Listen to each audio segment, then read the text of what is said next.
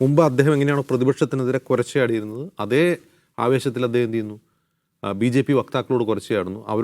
അവരോട് ആൻസർ പറയാൻ പറഞ്ഞു. The nations want to know tonight എന്ന് ചോദിക്കുന്നു. അപ്പോൾ ഇതിങ്ങനെ നമ്മൾ അത്ഭുതമാണ്. കഴിഞ്ഞ 11 വർഷത്തിൽ നമ്മൾ കണ്ടിട്ടില്ല അങ്ങനെ ഒരു ചോദ്യം സർക്കാരിനോട് അദ്ദേഹം ചോദിക്കുന്നത് കണ്ടിട്ടില്ല. അപ്പോൾ അർണബിൻ്റെ ഈ ഒരു ഗോദി ജേർണലിസം ഇത് തന്നെയാണ് മറ്റ് ടെലിവിഷനിലും പിന്തുടരുന്നത്. അപ്പോൾ ഈ ഗോദി മീഡിയ മുഴുവൻ എന്താണ്, പ്രതിപക്ഷത്തോട് ചോദ്യം ഉന്നയിക്കുക, അവരെ അക്കൗണ്ടബിൾ ആക്കുക. പിന്നെ അവർ ചെയ്തുകൊണ്ടിരുന്ന പണി സമൂഹത്തിൽ വിഭജനം ഉണ്ടാകുന്ന രീതിയിൽ കമ്മ്യൂണൽ ആയിട്ടുള്ള നറേറ്റീവ്സ് സംഭവങ്ങൾക്ക് കൊടുക്കുക, അങ്ങനെയുള്ള വാക്കുകൾ ഉപയോഗിക്കുക. ഇതാണ് അവർ ചെയ്തുകൊണ്ടിരുന്ന പണി. അപ്പോൾ കുറച്ച് നാളായിട്ട്, ഒരു മാസമായിട്ട് നമ്മൾ കാണുന്നു ഇത് നേരത്തെ ചെയ്യുന്നു. ഇപ്പോൾ ഇൻഡിഗോ വിമാനത്തിൻ്റെ ക്രൈസിസ് വന്ന സമയത്ത് സർക്കാരിനോട് ചോദ്യം ഉന്നയിക്കുന്നു. TDP എന്ന് പറയുന്ന NDAയുടെ ഒരു ഘടകകക്ഷിയോട് ചോദ്യം ഉന്നയിക്കുന്നു, അവരെ അക്കൗണ്ടബിൾ ആക്കുന്നു. മോദി സർക്കാരിനോട് ചോദ്യങ്ങൾ ഉന്നയിക്കുന്നു. ആരവല്ലി വിഷയത്തിലെ സുപ്രീം കോടതി വിധിയെ തുടർന്ന് സർക്കാരിനെ അക്കൗണ്ടബിൾ ആക്കുന്നു, സർക്കാരിനോട് ചോദ്യം ഉന്നയിക്കുന്നു. ഡൽഹിയിലെ എയർ ക്വാളിറ്റി ഇൻഡെക്സിനെ കുറിച്ചുള്ള ചോദ്യം ഉന്നയിക്കുന്നു. അപ്പോൾ ഇത് ഭയങ്കര അത്ഭുതമാണ്. അപ്പോൾ അർണബിൻ്റെ ഈ പാത പിന്തുടർന്നുണ്ട്. ഇപ്പോൾ കഴിഞ്ഞ ദിവസം റൂബിക്ക ലിയാഖത്ത്, മറ്റൊരു ഗോദി ജേർണലിസ്റ്റാണ്, അവർ കഴിഞ്ഞ ദിവസം ഒരു BJP സ്പോക്ക് പേഴ്സണായിട്ട് നിർത്തി ഫ്രൈ ചെയ്യുകയാണ്, കബാബ് ഉണ്ടാക്കുകയാണ്. നിങ്ങൾ എന്നെ ഭീഷണിപ്പെടുത്താൻ ആരാണെന്നൊക്കെ അതൊന്നും നമുക്ക് ചിന്തിക്കാനേ കഴിയാത്തൊരു കാര്യമാണ്, ചിന്തിക്കാൻ പോലും പറ്റാത്ത കാര്യമാണ്.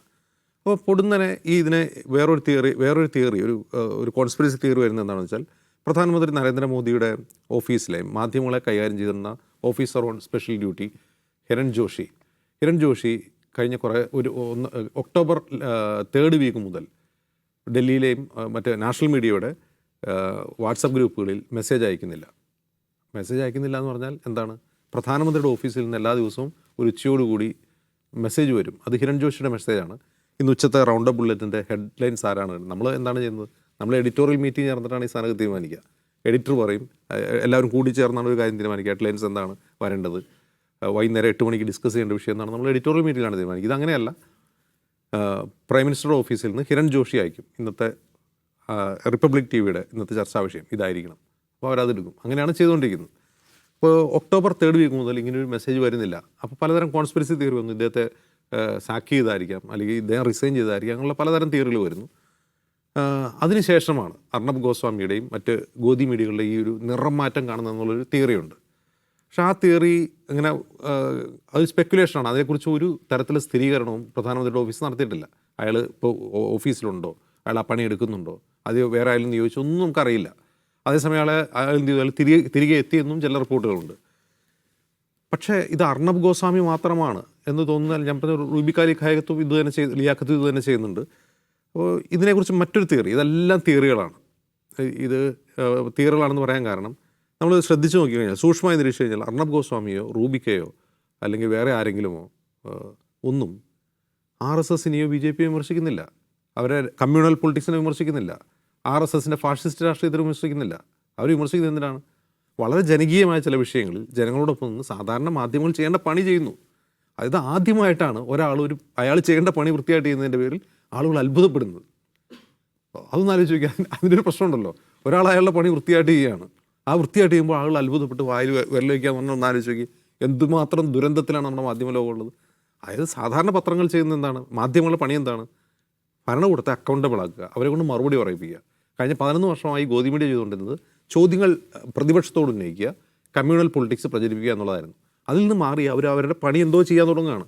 അതല്ലാതെ അവർ രാജ്യത്ത് വ്യാപകമായിക്കൊണ്ടിരിക്കുന്ന വെറുപ്പിനെ കുറിച്ച് അവർ സംസാരിക്കുന്നില്ല, വെറുപ്പിൻ്റെ രാഷ്ട്രീയത്തെക്കുറിച്ച് സംസാരിക്കുന്നില്ല, ഈ വിഭജന രാഷ്ട്രീയത്തെക്കുറിച്ച് സംസാരിക്കുന്നില്ല, RSSൻ്റെ BJPയുടെ ഐഡിയോളജിയെക്കുറിച്ച് ഒരു ചോദ്യം പോലും ചോദിക്കുന്നില്ല, പ്രധാനമന്ത്രി നരേന്ദ്രമോദി നേരിട്ട് പേരെടുത്ത് വിമർശിക്കുന്നില്ല. മനസ്സിലാക്കണം, ചോദിക്കുന്നത് ആരോടാണ്, ഭൂപേന്ദ്ര യാദവിനോടാണ്. ആരവല്ലി തകർക്കാൻ നിങ്ങളാർക്കാണ് കൊട്ടേഷൻ കൊടുക്കുന്നത്, മിസ്റ്റർ ഭൂപേന്ദ്ര യാദവ് എന്നാണ് ചോദിക്കുന്നത്. മോദിയാണ് അദാനിക്ക് അതിൻ്റെ കൊട്ടേഷൻ കൊടുക്കുന്നത് അദ്ദേഹം പറയില്ല. അപ്പോൾ മോദിയെ വിമർശിക്കുകയോ RSSനെ BJP വിമർശിക്കുകയോ അല്ല ചെയ്യുന്നത്. ഇവരെ ചെയ്യുന്നത് ഒരു സർക്കാർ വകുപ്പുകൾ എടുത്തിട്ട് ഒരു പോപ്പുലർ നറേറ്റീവിനൊപ്പം നിന്ന് ജനങ്ങളുടെ ചോദ്യം ചോദിക്കുകയാണ്. അതവരുടെ പണിയാണ്. ഓക്കെ, ഇനി നമ്മൾ മനസ്സിലാക്കേണ്ടത് ഇതിൻ്റെ ഒരു ഇൻറ്റൻഷൻ എന്താണെന്നുള്ളതാണ്. ഇതിൻ്റെ ഇൻറ്റൻഷൻ ഇവർ RSSോ BJPയായിട്ട് തെറ്റിയതുകൊണ്ടോ PMO ഓഫീസിൽ നിന്ന് കമ്മ്യൂണിക്കേഷൻ നിലച്ചുകൊണ്ടാണെന്ന് ഞാൻ വിശ്വസിക്കുന്നില്ല. ഞാൻ വിശ്വസിക്കുന്നത് പുതിയ കാലത്ത് TRPയിൽ വലിയ മാറ്റങ്ങൾ വരുന്നുണ്ട്. ബാർക്ക് റേറ്റിങ്ങിൽ മുമ്പ് റിപ്പബ്ലിക് 1ാമതായിരുന്നു, പിന്നീട് ന്യൂസ് 18 വന്നു. ഹിന്ദിയിലാണെങ്കിൽ ന്യൂസ് 18 ആണ് മുന്നോട്ട് നിൽക്കുന്നത്.